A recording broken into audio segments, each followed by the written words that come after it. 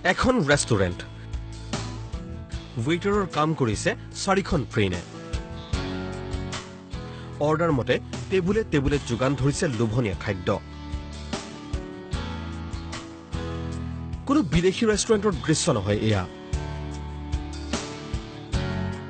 আপোনাৰ মৰমৰ গুৱাহাটী মহানগৰীতে সোমবাৰে মুকলি হ'ল এই অত্যাধুনিক ৰেষ্টুৰেণ্টখন মুকলি কৰে ৰেল বিভাগৰ জনসংযোগ বিষয়া নৃপেন ভট্টাচাৰ্যই উপস্থিত থাকে জনপ্ৰিয় কণ্ঠশিল্পী দীক্ষুৰ লগতে এমটনৰ উপাধ্যক্ষ ঋতুবৰণ শৰ্মা কনচেপ্টটো বিৰাট ভাল লাগিলে এইটো কনচেপ্টত মানুহে ইণ্টাৰেষ্ট পাব ইয়াত বহি পেলাই আৰু লগতে যিখিনি সৰু বাচ্চা থাকিব ল'ৰা ছোৱালীবিলাকে ভাল পাব বেলেগ এটা ট্ৰেইনত খানা আহিব সিহঁতে ফূৰ্তি পাব আৰু গতিকে সুবিধা গোটেইখিনিয়ে আছে গতিকে ভাল হ'ব মই ভাবোঁ গতিকে মই এইটোৰ কাৰণে এক লাইন গাই দিছোঁ আহোয়া খানা খাবা লগি ৰেচিপি লৈ আহ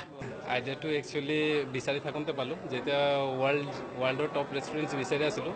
তেতিয়া চেক ৰিপাব্লিকত এনেকৈ এটা ৰেষ্টুৰেণ্ট দেখা পালোঁ তাৰপিছত চাৰ্চ কৰা ষ্টাৰ্ট কৰিলোঁ যে কেনেকৈ বনাব পাৰি গুৱাহাটীৰ ABC বাছ ষ্টপৰ সমীপত মুকলি কৰা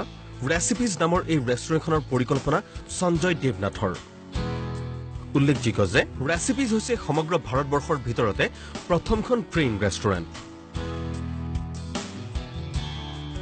ৰেষ্টুৰেণ্টখনৰ আকৰ্ষণীয় কাৰিকৰী কৌশলে বাৰুকৈয়ে আকৰ্ষণ কৰিলে উদ্বোধনী অনুষ্ঠানত উপস্থিত থকা অতিথিসকলক খাদ্যৰ জুতি লোৱাৰ সলনি দীঘলীয়া উকিমাৰী টেবুলে টেবুলে লোভনীয় খাদ্যৰ যোগান ধৰা ট্ৰেইনৰ ফটো অথবা ভিডিঅ' লোৱাতে ব্যস্ত হ'ল সকলো এই আকৰ্ষণীয় আৰু ব্যতিক্ৰমী দৃশ্য উপভোগ কৰাৰ লগতে জাপানীজ কোৰিয়ান ভিয়েটনামিজ চাইনিজ আৰু ভাৰতীয় খাদ্য সম্ভাৰৰ সোৱাদ ল'বলৈ আপুনিও আহিব পাৰে ৰেচিপিজ ৰেষ্টুৰেণ্টলৈ কেমেৰা পাৰ্চন আকাশ বৰ্মনৰ সৈতে মানসী দত্তৰ ৰিপৰ্ট প্ৰতিদিন টাইম